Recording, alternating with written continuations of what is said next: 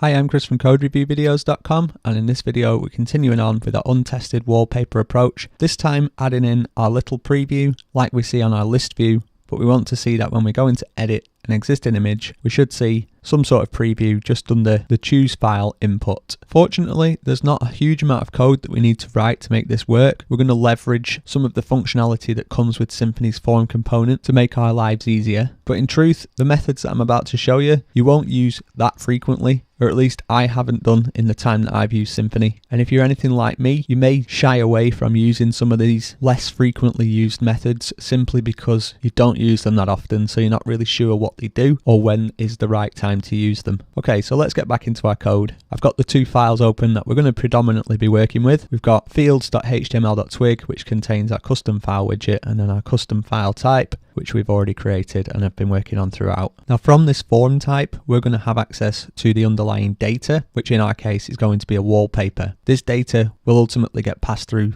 And so what we want to do is figure out if we already have an existing image, then display a preview. Otherwise, we aren't going to display a preview. So to quickly recap why that will be, it's because we're reusing this custom file widget whether we're in create mode or update mode. So when we're in create mode, we're not going to have an existing file that's already been uploaded. But when we come back to edit, we should in theory have an image at that point. So let's put in a little bit of pseudocode to figure out what it is that we're trying to do. So we're going to have an if. I might as well end that if before I get started. So we'll say if we has an image, we'll just say call it an image underscore file. Of course, as I say, this is pseudocode, it's not going to work. Then if we have an image, we're going to say, let's display it. We'll have some path to our image file.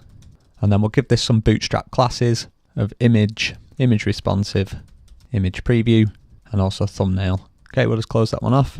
So of course, because this is pseudocode and has image file, it's not really going to work. I'm just going to highlight the lot, and on the Mac, command and / just to comment the whole lot out. So our first order of business is to figure out whether we're in a create mode or an update mode. And the way in which I'm going to go about doing this is to jump into the custom file type, and then I'm going to override an existing method. So command N on a Mac, override methods, I'm going to override BuildView. Now notice BuildView along with these other methods here come from the abstract type. So let's just OK that for the moment, get rid of that, tidy this up a touch. But because our class custom file type extends abstract type, that's where some of these methods are coming from. So we don't need to declare them ourselves. The fact that we're extending abstract type gives us access to a bunch of methods that by default are void. So a little bit confusing is this inclusion of inherit doc. It doesn't really tell us what we need to know. But if we keep following the inheritance chain here, you can see that abstract type implements form type interface. So again, we'll click through with that, and that's just command and click on a Mac or control and click on others. And in our form type interface, we can see these same methods, so build form, build view, finish view, etc. are all the same, and that's because we're implementing this interface, but this time we have some useful, if a little bit cryptic, documentation. Now because we're trying to influence the outcome of our view, it makes sense in our case that we're going to need to override the BuildView method. But if we scroll down just a bit, there is also the FinishView method. Now in truth, in the entire time that I've been using Symfony, I've never needed to use the FinishView method, and I don't even frequently use BuildView either. Now this is partly because I'm not a huge user of Twig anymore, and that's a separate discussion, but out of the two, BuildView is more useful than FinishView, or has been to me, and I try to avoid getting into situations where I have very complex nested child views. But here's the thing, both of these are, as I say, quite cryptic, even with the documentation. So this is what I would do, and this is what I recommend you should do also if unsure in any circumstance. So we got BuildView, and we could also override the FinishView method. I'm not going to, they're very similar, but we don't have any child components, so we don't need to worry about that too much. What I'm going to do is I'm going to start off by saying dump BuildView, and all that's going to do is when we reload the form in our browser, it's going to give us a dump statement. In fact, I will do that straight away. Let's give this a refresh. We can see straight away we've got this string output BuildView. Okay, nothing really particularly crazy going on there. Next, I'm going to dump the form. I'll do these in order of the way that they come. Shift and return there to insert a new line. It's quite a nice little feature. And then dump view, because that one comes first. Dump the form, and then in our case, dump the options as well. Let's give this a refresh now. It's easier if you click into it, I guess, at this point, because there's quite a lot of stuff to see. So we've got our BuildView string, then we've got the output of view, then form, and then finally our options. And notice we already have a bunch of options set, even though we've not done pretty much anything at this point. So we can look through each of these things. You know, there's the vars, they can be quite useful. Can get access to the parent form view. And then we've got our form, and then we have our options. So the one that I'm interested in predominantly is if we go into our form and we look at the parent, we can see under here that our model, norm and view data contain our wallpaper instance. So this is quite useful because this is telling us that we have a wallpaper entity set. And in this case, we must be in an edit mode because these properties are already pre-filled. So we've got our ID, our file name and slug and so on. And if we go back to our list view and we go to add a wallpaper, notice that our form type is still in use here. Our custom file type is still in use. And we can see our dump statement is still being used. And we go through this and we go up to the parent. And the reason we go up to the parent, just to be absolutely clear, we're in our custom file type. But if we look inside the config, our custom file type is a child of our primary form, which has been created and managed by Easy Admin Bundle. So we need to go back up to the parent to get access to the underlying data.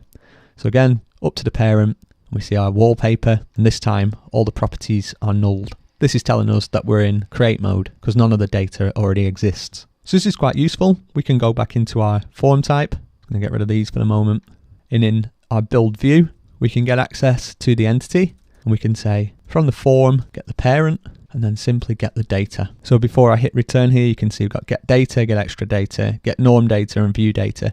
So ignore extra data because that's not directly related to what we're about to do, but norm data and view data are concepts that we covered in our data transformer video, and get data is just going to get us back the data from our model. So in this case, that's what we're after. As it stands, I think they would all be the same anyway, so it's no huge deal. But again, a lot like BuildView and FinishView, start off with the sort of the generals. So in this case, get the model data, and then only if you need something more specific, have a look at the view data and the normalized data. At least that's how I would do it. So given that we have access to our entity, we're going to be able to call methods on that entity to determine its current state. And as we've seen, if we're in create mode, everything's just going to return null. So if we call like get file name, that's just going to be null, get ID is going to be null, etc. But if we're in update mode, then when we call get ID, we should get back its existing ID, and file name should be its current file name and so on. And what we want to do is figure out a way of using that data to pass through some sort of variable that we can then use inside our conditional. So whilst getting access to the data required us using the form and then going back to the parent, at this stage we want to change the view as it stands for our current form. So again, forms inside forms, it's just the way that Symfony works. And at this stage, we're currently only interested in our custom file type form. So we don't need to edit the parent or anything like that, or any of the children, not that we have any children, so yeah. Anyway, we're going to look at the form view. So we'll say onto the view, and then we've got all these methods and so on that we can use. But before we do that, let's just take a look at the form view itself. So the thing that we're interested in here is really this top layer, predominantly this vars section, but there are other things going on inside here. It's worth having a look through.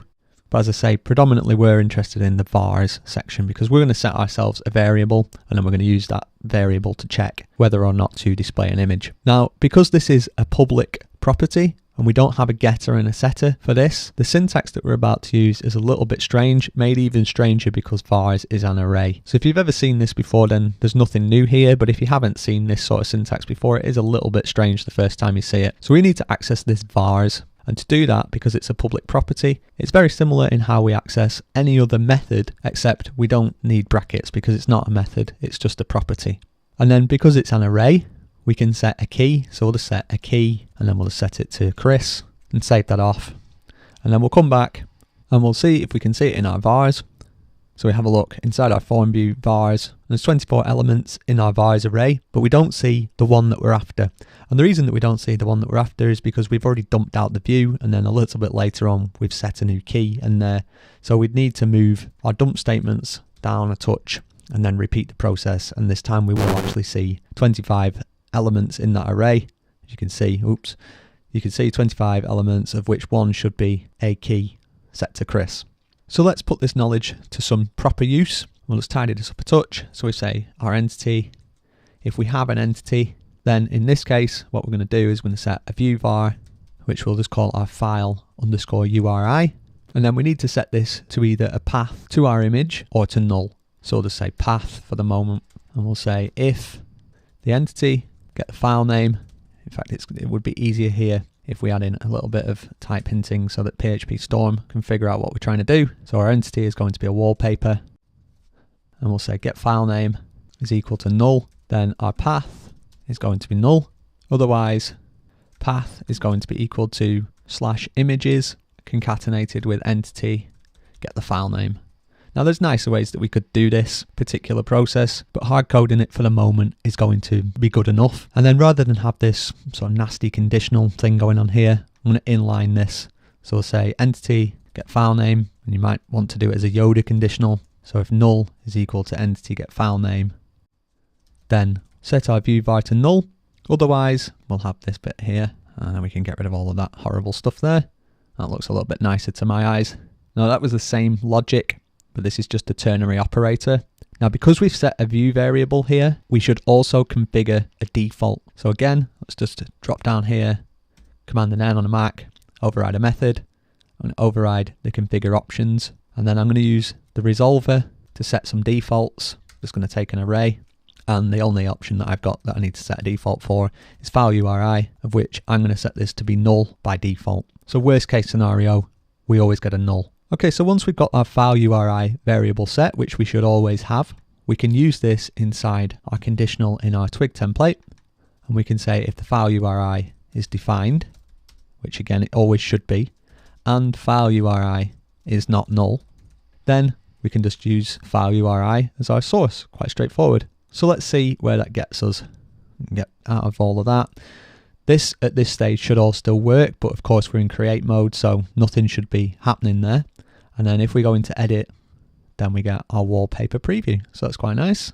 So as I said at the start, there's not a huge amount of HTML that we need to write, and there's really not a huge amount of code. We can get rid of all of them dump statements as well now. Really, we've only actually added these two methods and a little bit, 3 lines inside our fields.html.twig, but it's quite a nice improvement. And it's also given us an opportunity to look at BuildView and configure options and when both of them might be useful. Typically, configure options, you would pass in a data class, and that's really the more commonly used of these two methods. But as I say, BuildView is one that I don't use that often, but it's nice to see an example of when you might find it useful.